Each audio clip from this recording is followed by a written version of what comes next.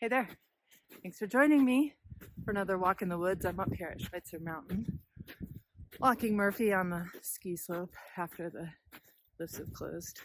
And I wanted to talk today about a subtle thing about storytelling. It's when we try too hard with our storytelling and we end up kind of forcing a message. And what happens when we do that? And it's kind of a subtle thing, but it's important. I wanted to bring it up because I get this question a lot. It's like, well, I don't want to use my story to, exploit the subject of my story or exploit whatever crisis or trauma or thing that I have gone through. I don't want it to feel like it comes from the wrong place.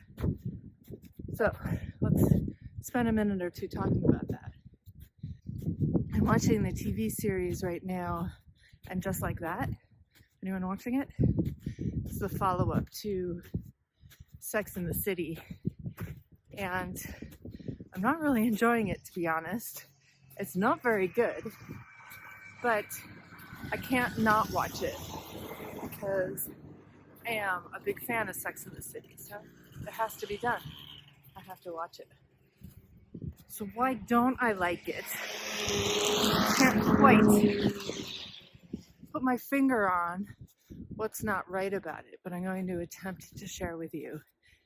And it just feels like their conversation, again, is a forced conversation, like they want it to grapple with the real topics of today from the perspective of a 50-year-old, but they're just so explicit about it, constantly stating how old they are.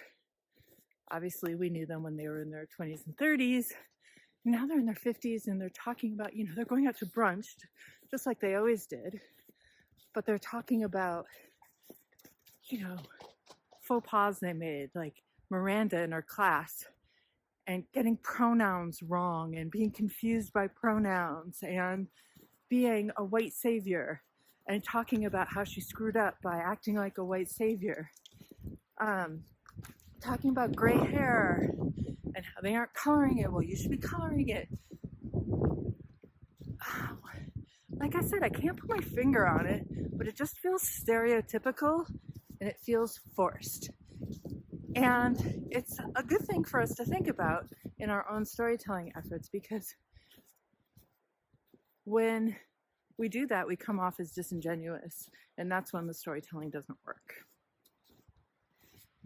And there's a few filters for that. I feel like to avoid that from being your situation, we just have to make sure. Hi. Seriously? We just have to check our intent.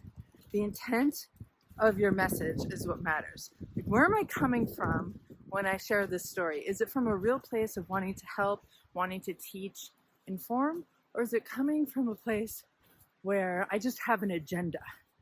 I think that is your key question right there, to make sure that your stories come off as authentic and that you aren't sort of using them as an asset to capitalize on something and to get people to do something. Because just like with the TV show, when you do it like that, people won't quite be able to put their finger on what's wrong with you and your story, but they won't like it. It will make them cringe. And trust me, you're not the follow-up to Sex and the City, so they're not going to keep watching. Okay, thanks for joining me. And I just want to remind you that my book is still out and available, From So What to So Funded, How Nonprofits Use Storytelling to Communicate with Impact and Change the World. And we're going to link up where you can find it, and love to chat with you, answer any questions that you have. Have a great day. Bye.